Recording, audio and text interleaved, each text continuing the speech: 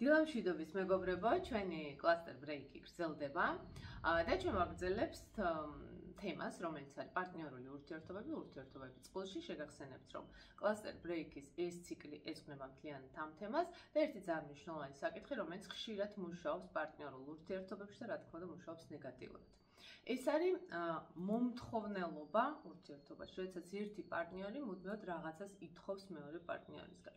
როდესაც ამ ტიპის კომუნიკაცია იწყება, სადაც არის პრეტენზიები, გარკვეული მოთხოვნები, რომ შენ საკმარისად არ გიყვარ და ასე შემდეგ, ეს ყოველთვის არის ხოლმე დასაწყისი გარკვეული, თქვათ ესე, უკვე დესტრუქციული ელემენტების და დისფუნქციური ელემენტების ურთიერთობაში და ყოველთვის ეს არის ხოლმე ყურადღება მისაქცევი.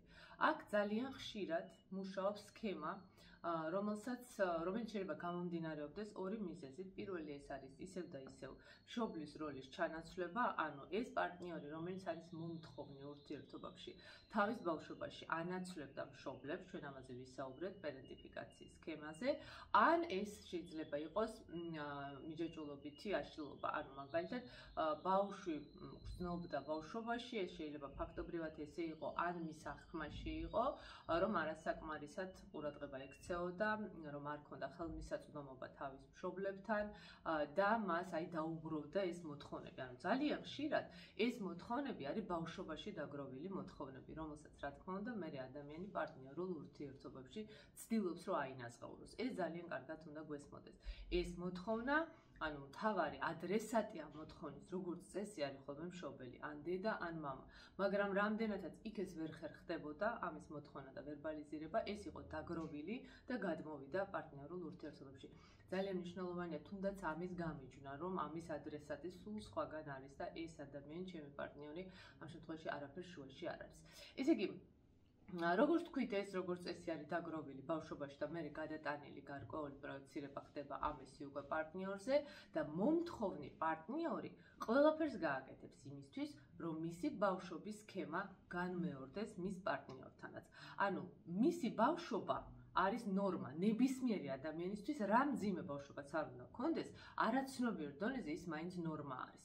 ყველაფერი მათ შორის იმაზე უკეთესიც მისთვის არის განსხვავებული. განსხვავებული კი ტვინისთვის არის სტრესული. ეს უცნაურია, მაგრამ ესე არის, რომ შეიძლება უკეთესიც კი, რომელიც განსხვავებულია, ტვინისთვის იყოს სტრესული. ამიტომ არაცნობიერად ტვინი ეცდება, რომ თავისი ნორმა დააბრუნოს.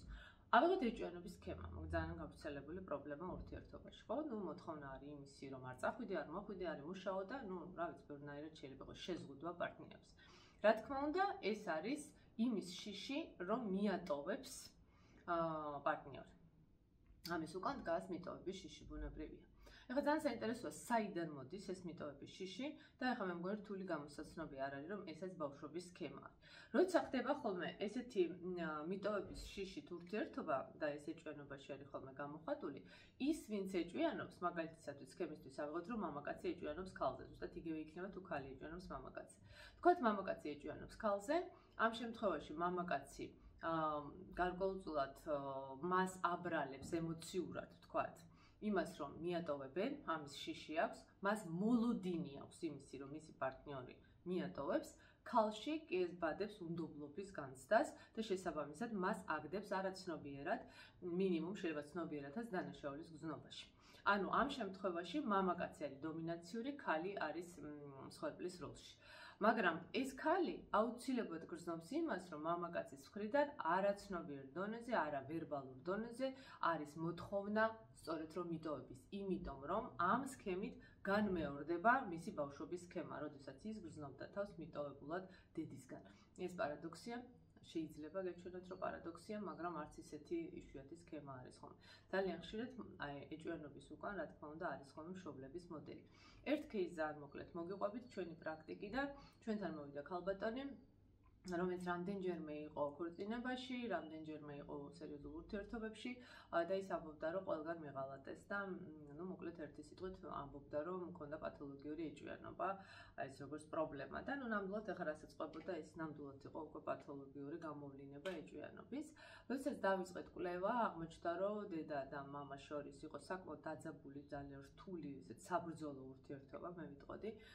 როგორც ყვება პაციენტი, მე არ ვიცი რა იყო სინამდვილეში, როგორც ყვებოდა ეს ქალბატონი, მამა ღალატობდა, მას ყავდა საყვარელი, დედა მიცოდა და რამდენჯერმე დედას ჰქონდა მანიფესტაციური მკვლელობის, თვითმკვლელობის მცდელობა, ანუ ის რეალურად ამას არ აპირებდა უბრალოდ უფრო ესეთი ისტერიკული გამოვლინებები იყო, მოკლედ დიდი ტრაგედია იყო ოჯახში, ამის ირგვლივ ეს რამდენჯერმე რაღაცა პერიოდულობით სულ ხდებოდა ხოლმე, როდესაც მამას ეუბნებოდნენ, რომ ნუ თუ არ გინდა ახლა ეს შენი ცოლი და ყავს ვიღაცა სხვა გაშორდით და მოიყვანე ცოლად, ის ამბობდა, რომ არა, მე ამას არ ვაპირებ, ეს ჩემი ოჯახია, ჩემი ცოლია და საერთოდ არ ვფიქრობ ამას.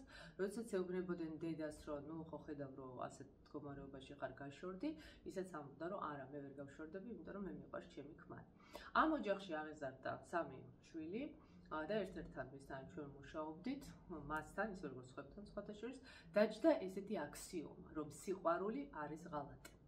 ანუ სიყვარული უდრის ღალატს. და შესაბამისად, როდესაც ის შედიოდა პარტნიორულ ურთიერთობებში, ანუ სასიყვარულო ურთიერთობებში, ანუ იქ სადაც სიყვარული იყო, რას ელოდებოდა? რა თქმა უნდა, ღალატს.